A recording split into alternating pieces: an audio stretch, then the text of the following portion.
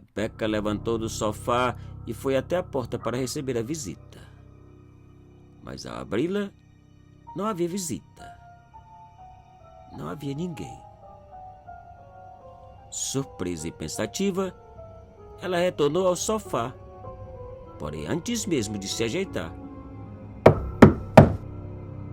Levantando rapidinho, Rebeca correu até a janela para ver quem era o brincalhão ou a brincalhona. Mas como antes, não viu ninguém. Fosse quem fosse, já havia escondido. Mas não havia onde se esconder. A parte da frente da casa era puro concreto, sem plantas e vazia. Tampouco havia muro, apenas uma grade de um lado ao outro do lote e um portão. Porém, algo chamou a atenção de Rebeca. Do outro lado da rua, parado na calçada, um estranho homem olhava em direção à sua casa assobiando. Teria sido ele? Pensou Rebeca. Seria um conhecido? Impossível reconhecê-lo daquela distância e com a pouca luz do poste mais próximo. E enquanto ela matutava, o estranho homem começou a cruzar a rua em direção ao seu portão, assobiando. E rapidamente, Rebeca fechou a cortina e, depois de apagar a televisão e a luz da sala, sentou-se ao lado do telefone, pronta para chamar a polícia. Segundos depois, o portão foi aberto.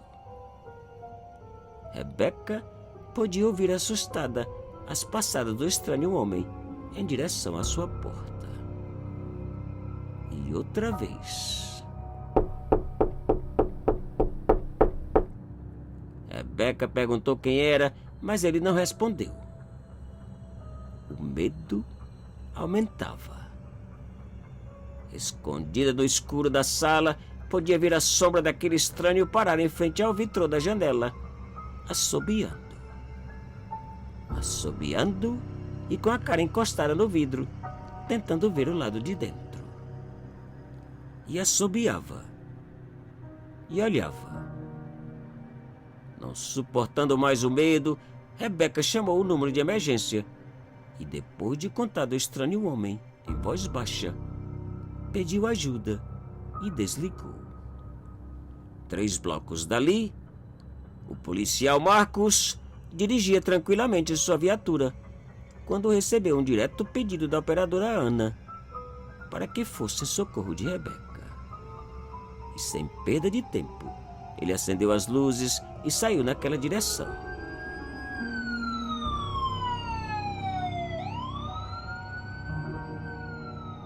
Ao chegar no endereço, o estranho homem já havia desaparecido. As luzes da casa estavam todas apagadas. Marcos abriu o portão e, ao chegar diante da porta, bateu, se identificando como policial. Mas Rebeca não atendeu. Depois de alguns minutos, observando a residência, Marcos retornou à viatura e comunicou à operadora que tudo parecia normal. E saiu, prometendo ficar nas proximidades. Do lado de dentro da casa, agachada ao lado do telefone, Rebeca esperava agoniada pela ajuda policial. Do lado de fora, o estranho homem parecia não desistir. Caminhando tranquilamente entre a porta e a janela, ele assobiava um estranho e assustador assobio. Com a maior calma do mundo. Paciente. Sem pressa. Um pavor. Mas a polícia não chegava. Não aparecia. E mais uma vez, Rebeca chamou o número de emergência, reclamando e implorando por ajuda.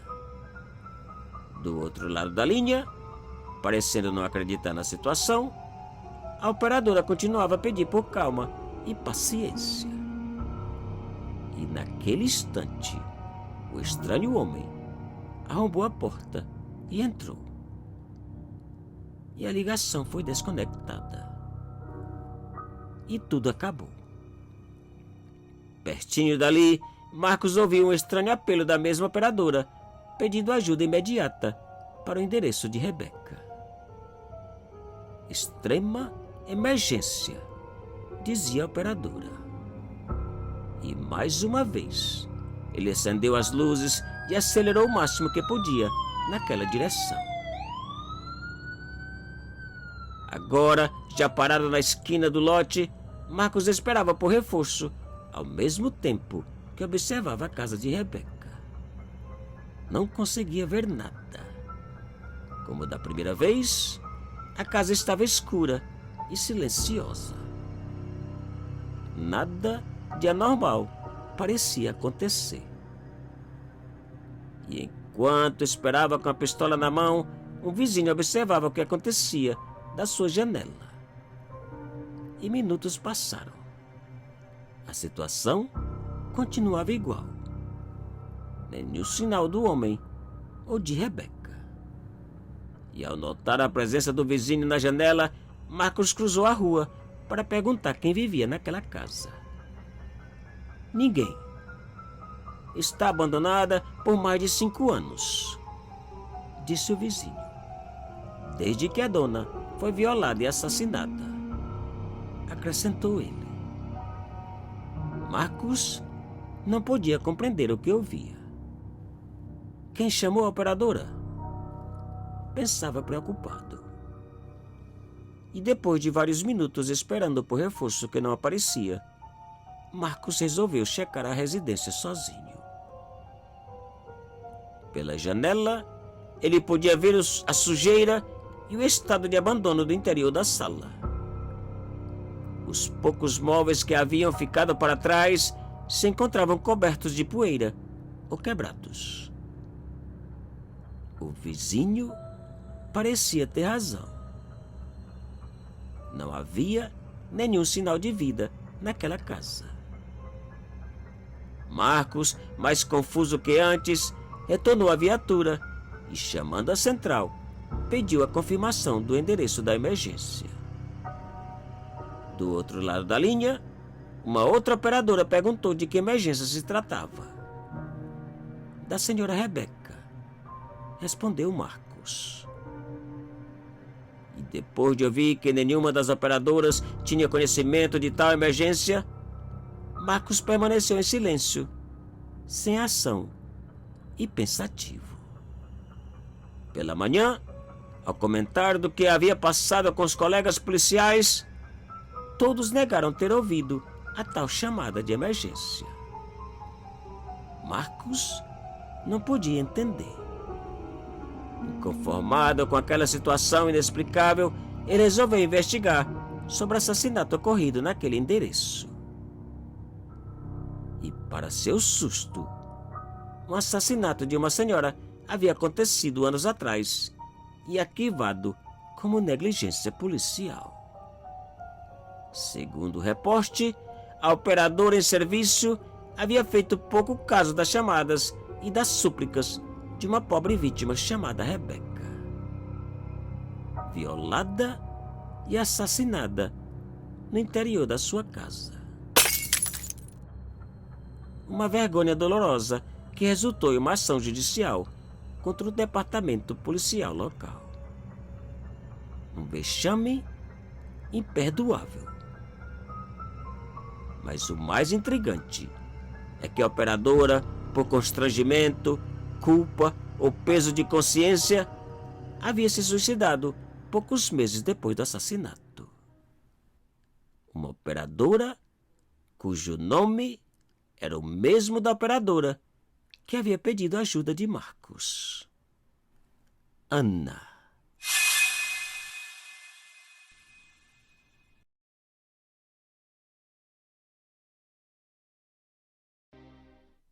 Em um segundo, a tranquilidade da noite foi transformada em pesadelo. A agonia, o sufoco e a falta de ar aterrorizava. A pressão sobre sua barriga, braços e pescoço era enorme e assustadora. Além das pernas, nada mais podia mover. Mas de nada adiantava batê-las contra o colchão, no intuito de fazer barulho, pois afinal ela vivia sozinha. Respirar já era quase impossível. Que desespero! Seria aquilo realmente um pesadelo? Mas ela não estava dormindo, pois apesar da escuridão, ela podia ver um pequeno raio de luz que invadia o quarto através de uma brecha na janela. Seria aquilo a famosa paralisia do sono? A pressão no pescoço aumentava. E cada segundo que passava, o raio de luz da janela ia desaparecendo. O ar em seus pulmões diminuindo. Segundos depois, o desespero, o pesadelo, seus sonhos e sua vida acabaram. Tudo acabou para Mary. No dia seguinte, o seu corpo violado e estrangulado foi descoberto por uma amiga vizinha. O alvoroço era geral naquela pequena cidade. A pergunta era uma só: quem poderia ter sido aquele cruel maldito? A polícia foi envolvida, porém de nada adiantou. O assassino continuou impune. Aquele assassinato havia sido o segundo em menos de 2 meses. Um absurdo inaceitável para uma cidade de apenas 9.000 habitantes. A partir daquele dia, todos os rapazes e senhores, sem exceção, passaram a ser suspeitos. E qualquer hora do dia ou da noite, as portas eram trancadas e as moças e senhoras vigiadas e protegidas. O pavor, o medo era total. Alguns moradores entraram em seus carros abandonando a maioria dos seus pertences e amigos. E o tempo passou.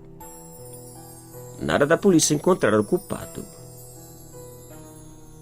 Em uma outra cidade vizinha, Mário comemorava sua contratação pelo departamento policial local.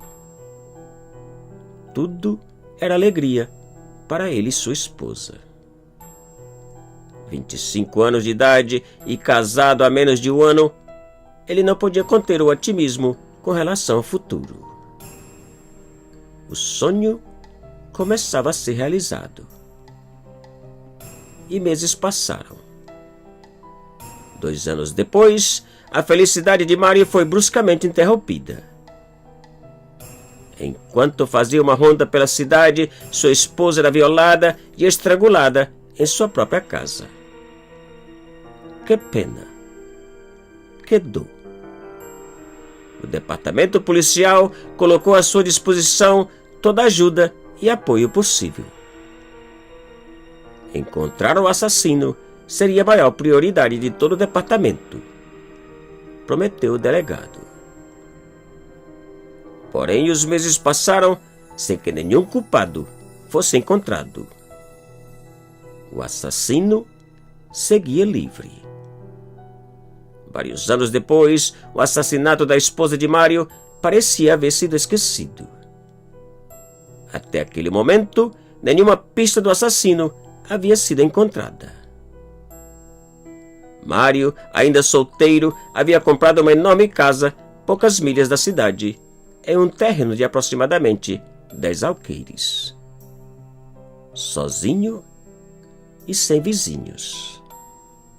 Uma linda casa onde passava todo o seu tempo de folga. Conforto, tranquilidade e paz.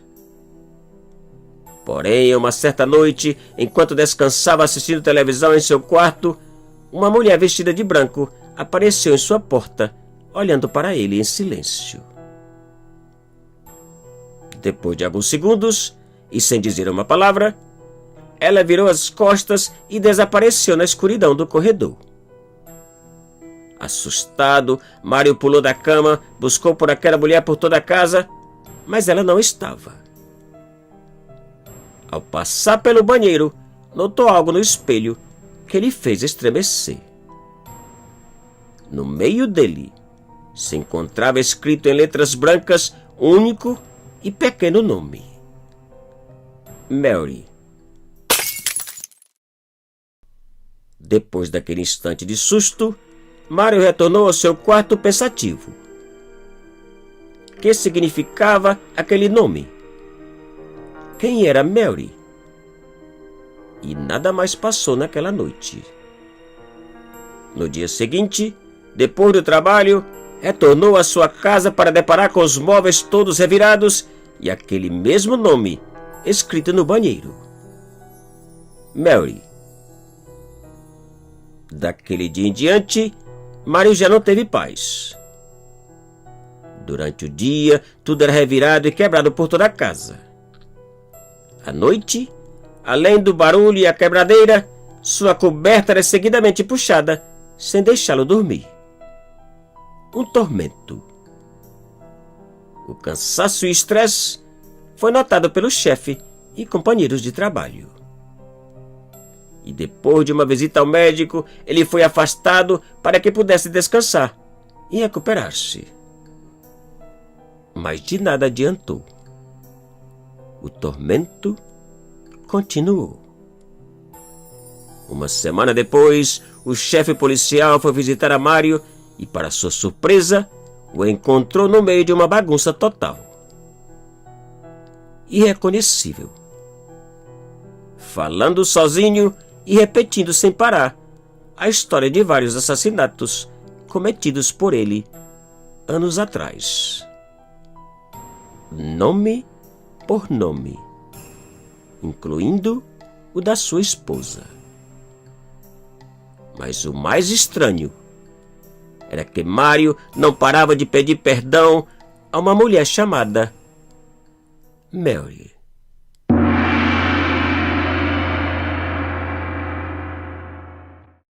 Te cuida e muito obrigado.